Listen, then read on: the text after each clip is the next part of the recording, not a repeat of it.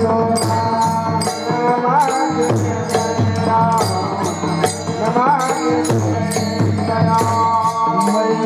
तू मुझे अपना कान्हा दिखा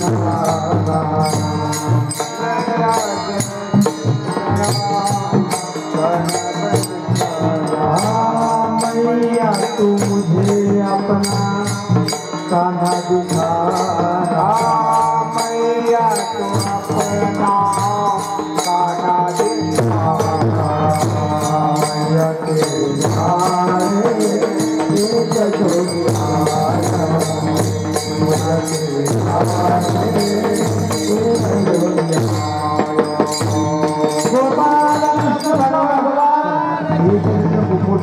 आता इथं थांबवा. भोले बाबा आले, आई मला तुझं सोनं नको, चांदी नको, द्रव्य नको, धन नको, काहीच नको, मग मी फक्त मला तुझा मुलगा दाखव. यशोदाबाई म्हटली मीच बघून एवढे घाबरले, तर मला एवढं लेकरू पाहिलं किती घाबरलं. शेवटी काय झालं ऐका, आता 2च मिनिटाची कथा आहे, पण गोड कथा आहे. काय झालं, यशोदाबाईने सांगितलं बाबा तुला माझ्या मुलाला पाहायचं सोडून काही माग, मी काही द्यायला तयार आहे, पण मी काय तुझ्या समोर ते पोरगा आणणार. अरे मलाच पाहून घाम सुटला, तर त्या मुलानं जर तुला पाहिलं तर कसं होईल. आणि त्यावेळेला भोले बाबानं त्रिशूळ घेतला, आला जमिनीमध्ये, म्हटले आई जोपर्यंत तू मला ते तुझं मुलगा दाखवत नाही तोपर्यंत हा जोगी इथून हलणारच नाही. मारलं बैठक आणि आतल्या आत भगवान भोले बाबा रडायला लागले. काय म्हणतात माहिती आहे का, हे प्रभू हे देवा तुझं विन सखा मज नाही होय देवा, हे गाना अरे मी पहिल्या सण तुला भेटण्याकरता आलो आहे आणि तू घरात टाकून बसलास. आई मला दाखवायला नाही म्हणते. देवा भेटी लागी देवा लागली सियास, भेटी लागली सियास,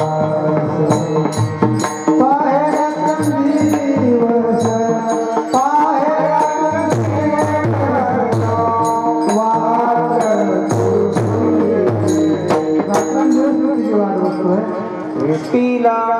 जेवटी काय झालं, भोले बाबा अंगणात, कृष्ण पाळण्यात आणि यशोदा घरात. कृष्णाला वाटलं दादा बाहेर आहे आणि आई मला दाखवायला नाही म्हणते. आणि जे का कृष्णानं रडायला सुरुवात केली, जोर जोरात रडायला लागला. यशोदा म्हणते या वेळेला त्याला समजून सांगितलं, जवळ घेतलं, बाजून बघितलं, दूध पिता पेना, सगळ्या आया बायांना बोलवलं. काय झालं यशोदे, काय सांगू, रडते रडते माझी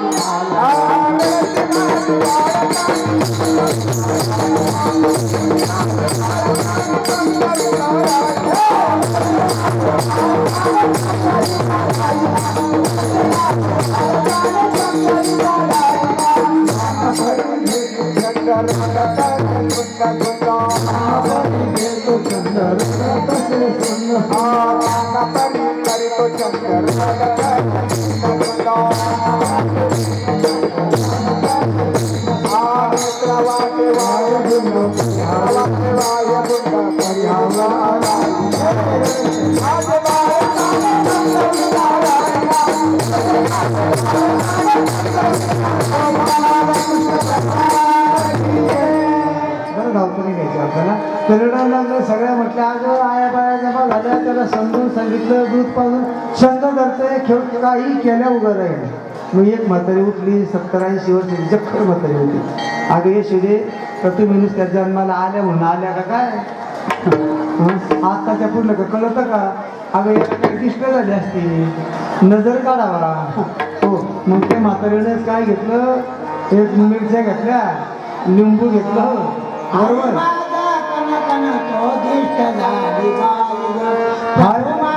कण कण तो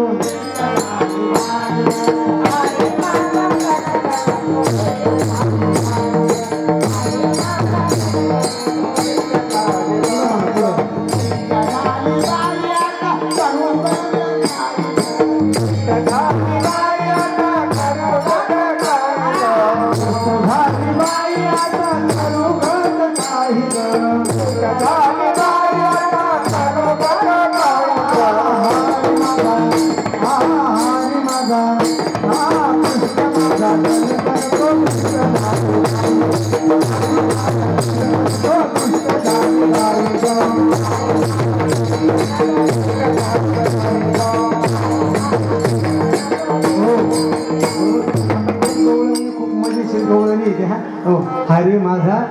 आणि ते काय केलं, मिरच्या घेतल्या ना अशा वावळ्या, कृष्ण अजूनच वाढायला लागला. आणि मग आता सखूबाईचा इलाज पुरा ना, मग ठकू आली. ठकू म्हणजे अगं काही बाहेरचं पावा, कारण यांना बाहेरचं लय लवकर आठवतो. काही बाहेरचं पावा, काही बाहेरचं झालं का काय, कारण बाया म्हटलं का बाहेरचं लय पटकन द्यायचं डोक्यात. मग त्याच्यामध्ये इंदू आली. इंदूबाई म्हटलं अगं मग बाहेर बसले ना बुवा. मग त्याच्याकडे जाऊन विचार ना त्याला येतं काय. यश धावत धावत गेली, त्या बुवाला म्हणली बाबा तुम्हाला बाहेरचं कळतं का. बोलले बाबा म्हणजे मला बाहेरचं कळतं ना आतलंही कळतं, मला बाहेरचं कळतं ना आत काय चाललं हे कळतं, आतलं का म्हणून कळतं हे मला कळतं, आणि बाहेर मी का म्हणून बसलो हे मला कळतं. मग कळतं का, मग बघता का माझ्या मुलाचं म्हणे अण्णा. हे सुद्धा पोरगं घेतलं, बाहेर आणलं, आणि भोले बाबांना डोळे भरून माझ्या प्रभूला पाहिलं. भगवंताची आणि भोले बाबाची नजरेवर नजर झाली. ती भेट झाली हरिहराची, जीवाची, आपल्या देवाची शिवाची भेट झाली. दादा भोले बाबाच्या डोळ्यातून आश्रित धारायला प्रभू कृतकृत्य झालो. इच्छा केली ती बाबा प्रभू, आज माझं जीवनाचं सार्थक झालं. शंकरजी म्हणतात मला तुमचं दर्शन झालं.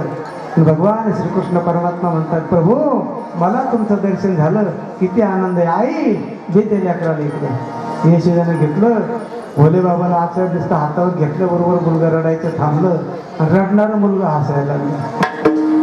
भोले बाबानं आपल्या छातीशी कवटाळलं, त्याच्या चरणाचं दर्शन घेतलं, त्याच्या चरणाचं चुंबन घेतलं. दोघं कृतकृत्य झाले, आणि भोले बाबा भजन करीत करीत निघून गेले. आणि इकडं नंदराजाच्या वाड्यामध्ये आनंदाचा उधार आलं. गोपिकांना आनंद मिळाला, गोपाळांना आनंद मिळाला. अनेक राक्षस आले. आता ते उद्या काल्याच्या टायमाला पाहू. तृणावत आला वगैरे वगैरे सगळे राक्षस मारले, पुतना मारली. आणि असं करत असताना आता पुढे द्वारकेचा प्रभू राजा झाला.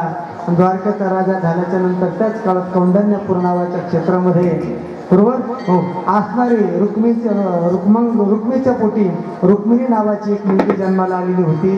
तिचा एक भाऊ होता रुक्मांगद. आता त्या रुक्मांगदाने ठरवलं याचं लग्न करायचं इथं हो, आणि पित्यानं ठरवलं याचं लग्न करायचं कोणाबरोबर करावं. एवढंच त्या ठिकाणी नारद महर्षी आले. नारायण नारायण. नारदांना सांगितलं प्रभू चिंता करू नका, रुक्मिणी करता सुंदर एक वर आहे. कोण?